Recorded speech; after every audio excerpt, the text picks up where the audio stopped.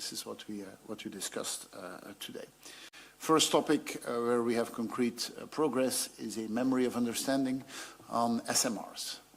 SMRs are small modular reactors, so this is the next generation of nuclear reactors.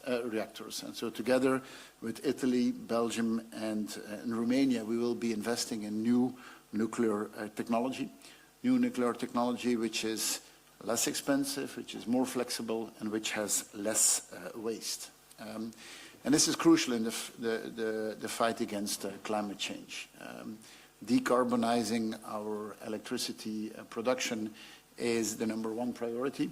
It's important for the state of the world. It is also economically important, of course, and we've seen how the domain of energy has become much more geopolitical over the last years.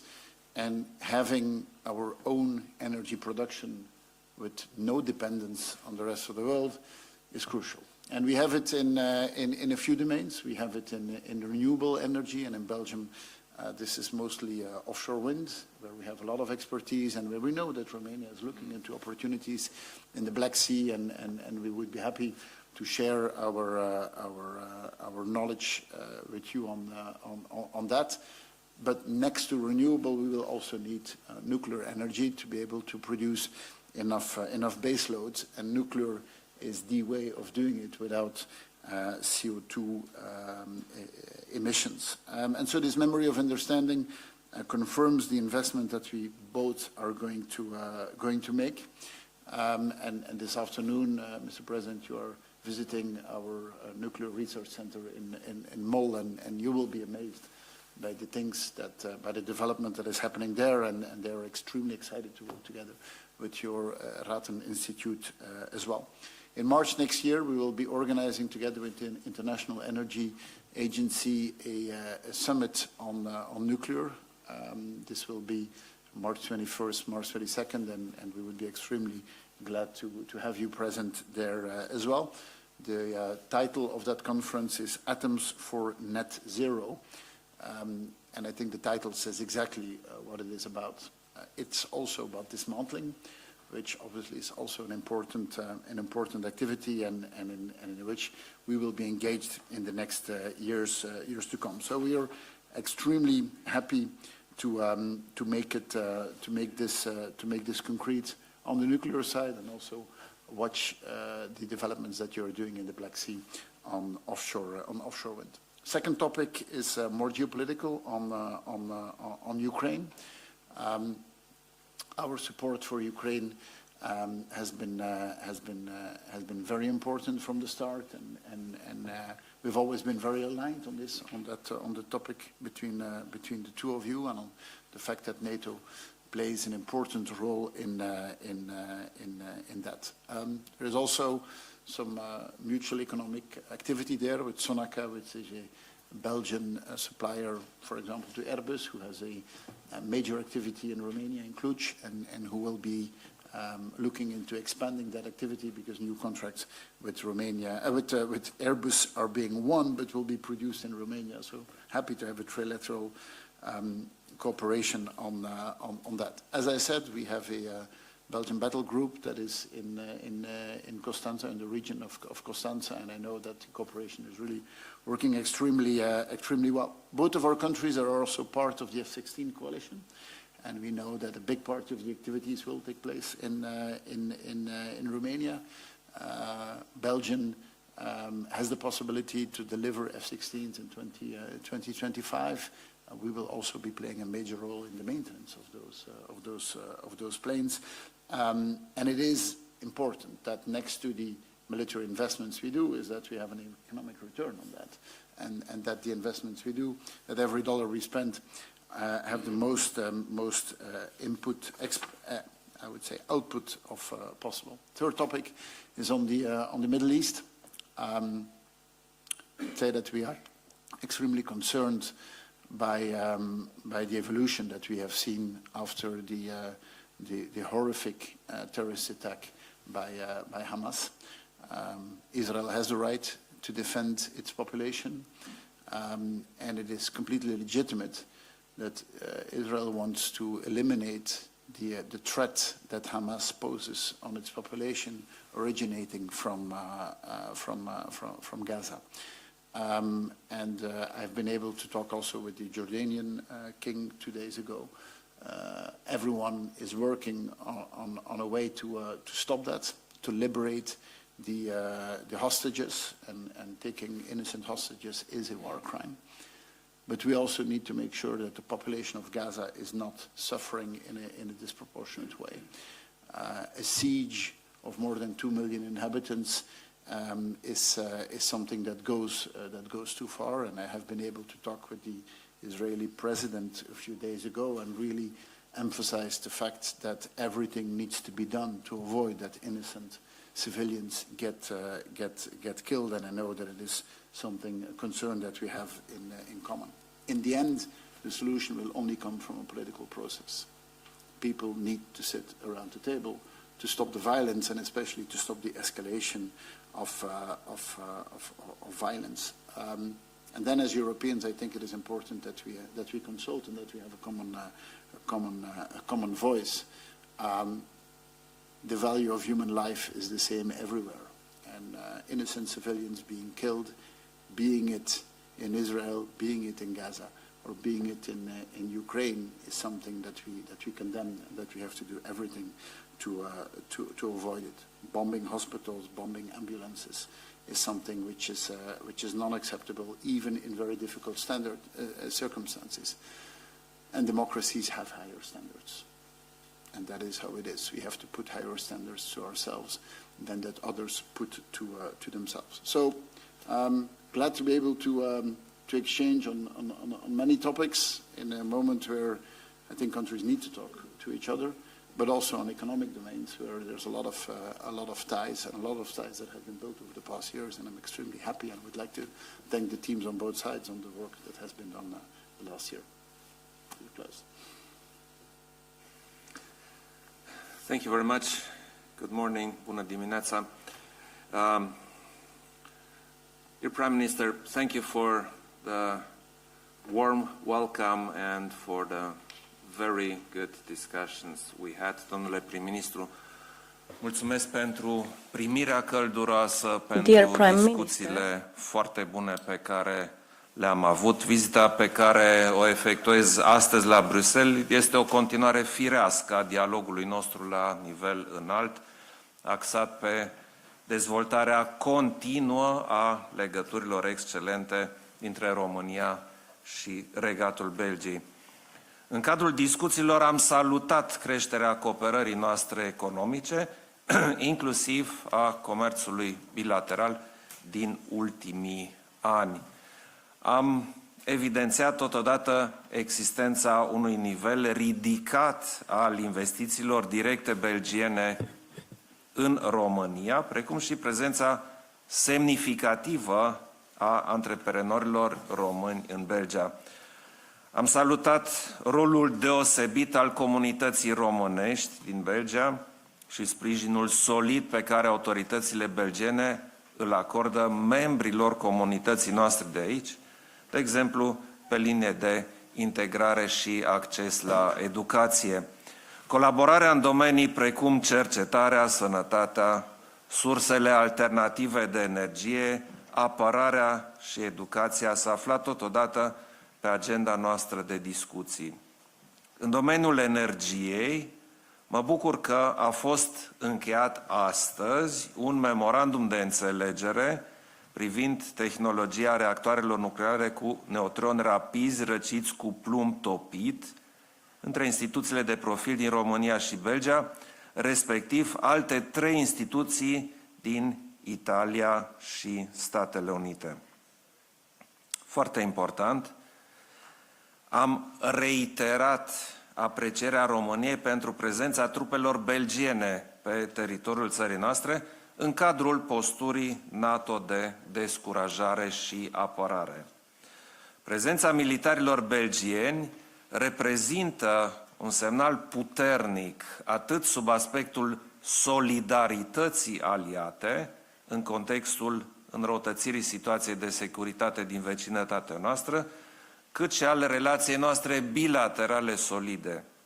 Am discutat de altfel cu privire la situația de securitate din regiunea Mării Negre, la provocările generate de războiul de agresiune al Rusiei împotriva Ucrainei, reiterând sprijinul ferm, multidimensional pentru Ucraina, atât timp cât va fi necesar acest sprijin.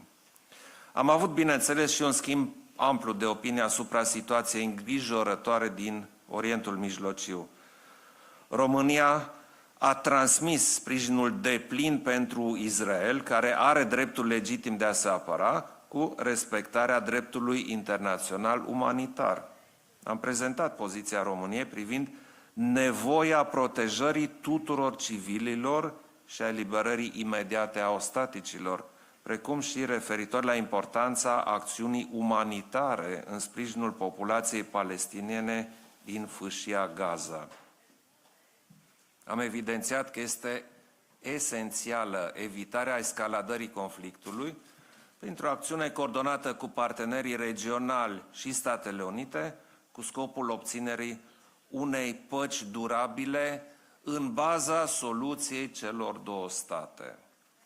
Am discutat și despre modalitățile de avansare a proiectului european, despre importanța menținerii coeziunii, unității și solidarității europene, în special în contextul geopolitic și preelectoral de la nivel european. Am accentuat importanța unei cooperări strânse între România și Belgia, inclusiv în contextul viitoarei președinții belgiene a Consiliului Uniunii Europene. Am exprimat apreciere pentru sprijinul constant al Belgiei pentru aderarea României la spațiul Schengen. Thank you very much for the continuous support on that issue. Discuțiile noastre au abordat și tema procesului de extindere a Uniunii Europene. Politica de extindere este un proces cu valențe strategice care trebuie continuat. În acest context, am reiterat sprijinul principial și ferm al României pentru parcursul european al Republicii Moldova și al Ucrainei, precum și al partenerilor din Balcanii de Vest, pe baza meritelor proprii ale candidaților în procesele de reformă. Totodată, am reiterat susținerea fermă a României pentru adoptarea până la finalul acestui an a deciziei de deschidere a negocierilor de aderare cu Ucraina și Republica Moldova. În încheiere, doresc să salut parteneriatul strâns și de încredere dintre România și Regatul Belgiei. Vă mulțumesc, domnule prim-ministru. Thank you, Alexander. Okay, thank you. I'm sure there's no questions. Would be a bad sign if we had no questions. Merci beaucoup, Monsieur le Premier ministre. Avec votre permission, je vais commencer par Monsieur le Président et après je vais vous poser une question aussi. Bună ziua, domnule președinte, Lucian Pârvoiu, televiziunea română. Lucian Pârvoiu. Discuțiile legate de extinderea spațiului Schengen și pentru că mai e mai puțin de o lună până la Consiliul Justiției Afaceri Interne, aș dori să vă întreb pentru publicul din România dacă continuă negocierile diplomatice și cam la ce să ne așteptăm și cum ați comenta declarațiile premierului Ciolacu făcute la Bloomberg, potrivit cărora e cazul să luăm în calcul și o eventuală separare de vecinii noștri bulgari. Et pour le Premier ministre, s'il y aura un nouveau échec de l'élargissement de l'espace Schengen lors du prochain Conseil Justice et Affaires Intérieures, quelle sera la position de la présidence belge pour la première partie de l'année prochaine, vu le fait que c'est une année électorale et ça sera assez difficile d'imposer un tel sujet. Merci. Negocierile pentru aderarea României la Schengen continuă și nu continuă, ca să zic așa, la un nivel mic, ci toți suntem foarte implicați, toți căutăm să convingem, în special, sigur, partea austriacă, se știe, care este foarte reticentă în continuare în această speță. Se continuă pe toate planurile și evident că se discută mai degrabă informal decât formal și diferite variante de cum se poate continua. Nu este foarte complicat de văzut că există puține variante.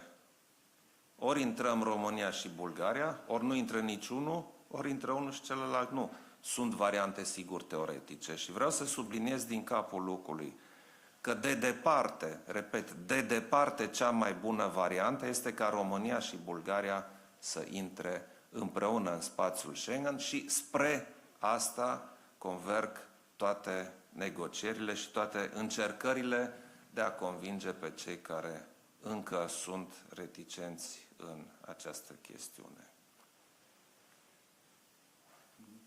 Well, first of all, I would like to congratulate Mr. President and the people in Romania of all the progress that has been done, because it's always easy to pinpoint the steps that still need to be taken. Tremendous effort has been done, and I think we should applaud that more often. To come to an agreement, you need to convince everyone. That is true. And I think you mentioned the concerns that, for example, Austria has. Well, let's address them. Let's explain it. Let's show the progress that has been done. Let's see the concerns that they have and see which solutions can be found.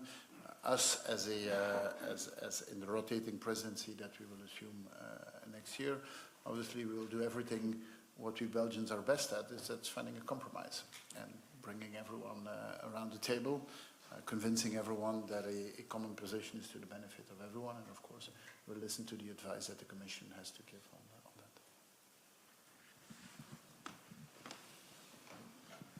Okay, go ahead. Please go ahead. And then we'll come back here. Ja, het overstel de tijd. I wanted to know if there's any financial commitment regarding the SMRs, if there's an investment from Romania in Belgium or from Belgium in Romania in the development of the demonstrator reactors.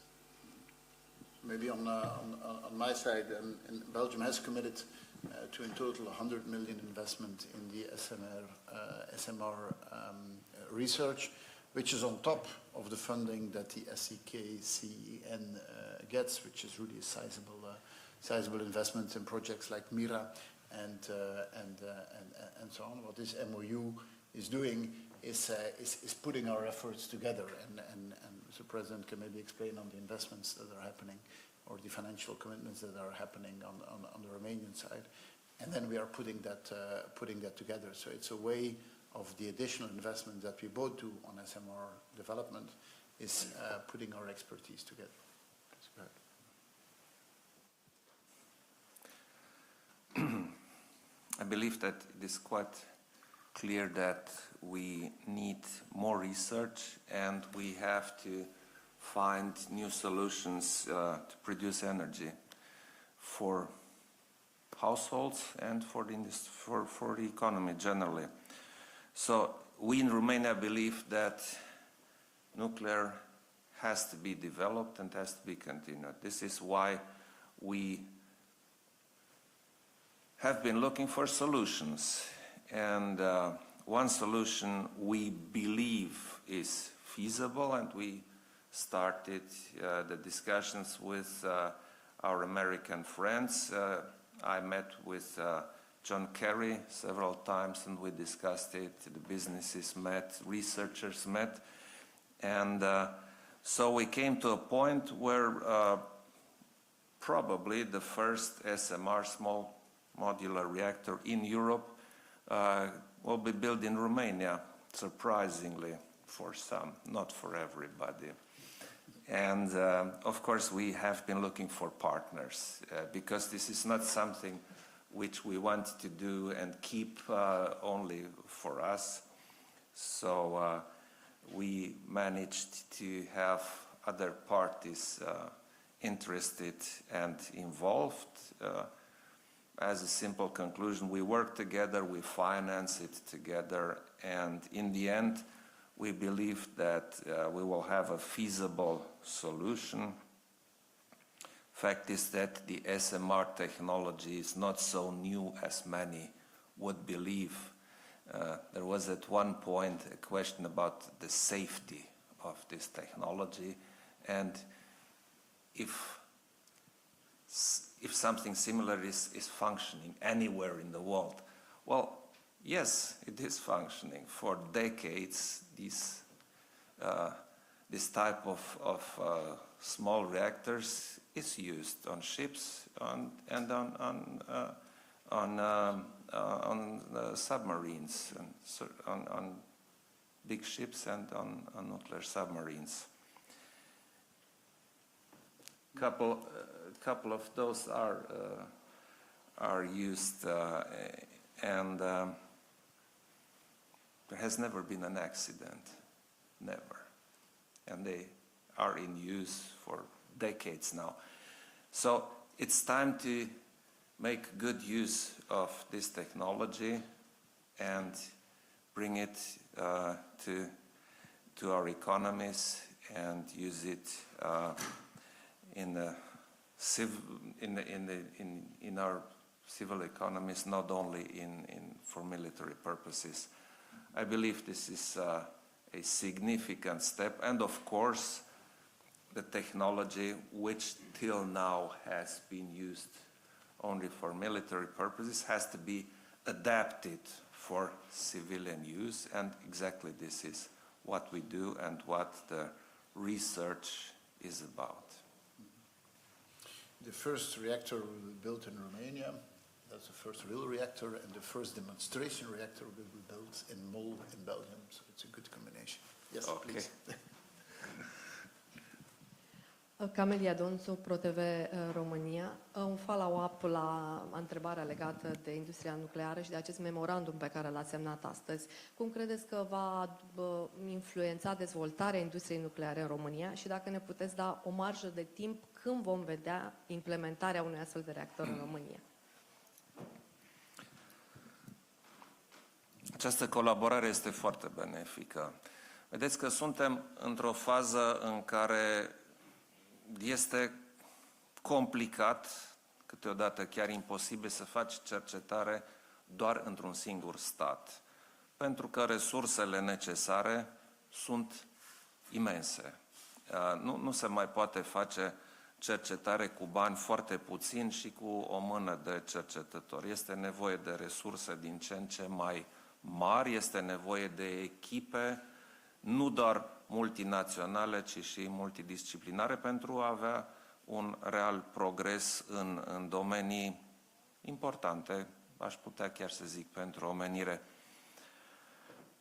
În practică, noi credem că în România primul reactor modular mic, primul SMR, poate să funcționeze poate în 2028 sau 2029. Mai repede nu este realist să așteptăm ceva practic, dar având în vedere complexitatea tehnologiei despre care vorbim, cred că este un cadru destul de ambițios. Este cunoscut că în zona de reactor nuclear cercetarea este complicată și cred că un element important este securitatea acestor reactoare și pentru a garanta o securitate foarte, foarte bună, cercetarea, evident, va trebui să dureze un pic mai mult. Nu vorbim de un simplu transfer din uzul militar în uzul civil, fiindcă solicitările sunt, cum este ușor de înțeles, diferite și pretențiile de securitate, fezabilitate, sustenabilitate sunt specifice domeniului energeticii civile.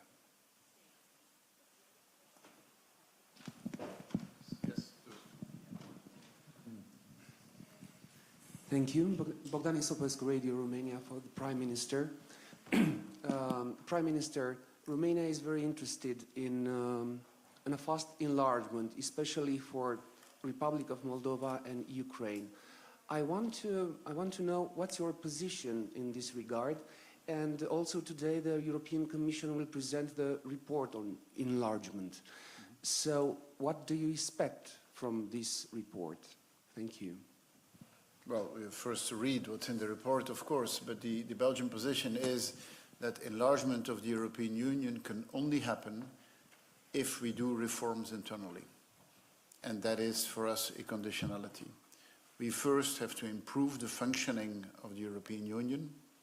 And if we improve the functioning of the European Union, for example, on our decision processes, for example, on the functioning of the internal market, for example, on the financial flows, then enlargement can happen. And as you know, enlargement is not a political process, it's an administrative process, and it is hard to join the European Union because we have gotten very far. Now, we see that tremendous efforts are being done. If we see what Ukraine has achieved over the past months, it's remarkable what has happened. But we can only enlarge if we improve our functioning, and I think that is not something that will just happen in a few years. I think this is really an effort that we need to do, and it will be one of the topics that we will be discussing in our presidency. The last question, and then sorry, I need to go. J'aurais voulu savoir quand on peut espérer une commercialisation du SMR développé par le SCKSN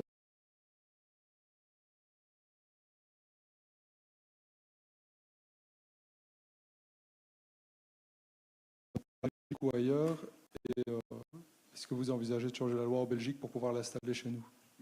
Donc tout d'abord, c'est un consortium entre plusieurs pays et on n'a pas encore beaucoup parlé du fait que l'Italie est impliquée et que les États-Unis sont impliqués ici et le partenariat avec Westinghouse est important et donne une base commerciale et technologique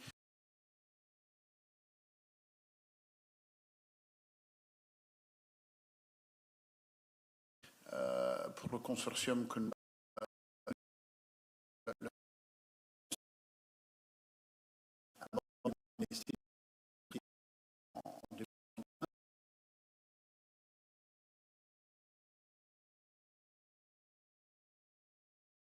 ce qui est important pour ici en Belgique, on ferait le pas vers une installation opérationnelle commerciale, c'est que le pas en avant soit suffisamment important par rapport à ce que nous avons actuellement. La Belgique a une base nucléaire, 7 réacteurs, 2 qui sont désaffectés, 2 sur lesquels il y a déjà un accord de prolonger.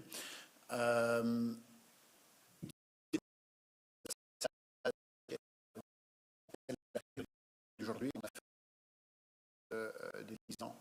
Je pense qu'en Belgique, on doit se préparer à cette nouvelle technologie SMR. C'est pour ça qu'on est dans ce consortium, c'est pour ça que nous travaillons ensemble. Mais la position de la Belgique est un peu différente que d'autres pays. Par exemple, les Pays-Bas investissent maintenant dans les SMR. C'est normal parce que les Pays-Bas n'ont presque pas d'activité nucléaire. En Belgique, on a une activité nucléaire. Donc je pense que notre priorité, tout d'abord, c'est d'étendre au maximum l'utilisation de ce que nous avons déjà et de faire le pas vers les SMR au moment où cette technologie offre une valeur ajoutée suffisamment importante par rapport à ce que nous avons maintenant. Et donc, oui, c'est flexibilité, oui, c'est au niveau du coût de construction, mais c'est aussi à la production des déchets, où là, l'état de la technologie actuelle n'a pas fait beaucoup de pas en avant par rapport à ce que nous avons en Belgique. Et sur votre dernière question, si on le fera, il faudra changer la loi. Ben oui, c'est une réalité en effet. Mais j'ai dit si.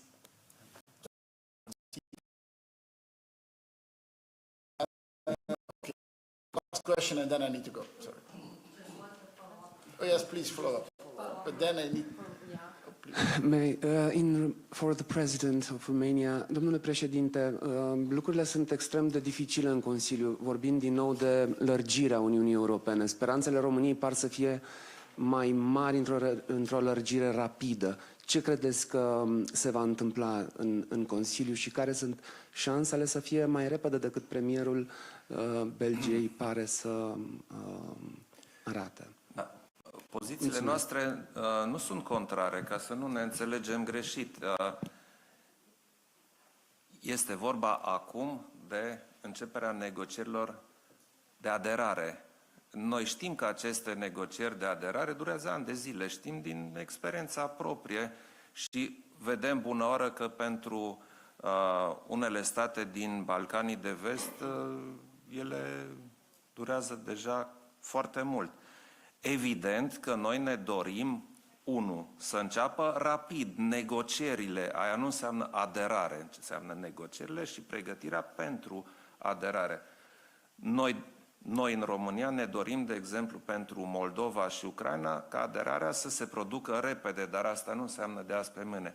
În paralel, sunt perfect de acord că Uniunea trebuie la rândul ei să facă niște modificări. Și cum, dacă mi este permis să repet ce am spus la ultimul Consiliu informal din Granada, nu doar candidații trebuie să fie pregătiți pentru aderare, ci și noi, care suntem deja Uniunea Europeană, trebuie să ne pregătim suplimentar pentru această aderare. Este nevoie de îmbunătățirea procedurilor, de îmbunătățirea unor procedee de negociere și așa mai departe. Deci de lucru este și de o parte și de alta. Eu sunt optimist că în câțiva ani vom reuși să facem pașii necesari și de o parte și de cealaltă parte. Ok? Thank you. Thank you. Thank you. That's great. Enjoy the rest of the visit in Belgium. Thank you. I will have to do a short quote for my press. Okay. Okay. No, just do it. Okay, good. All right.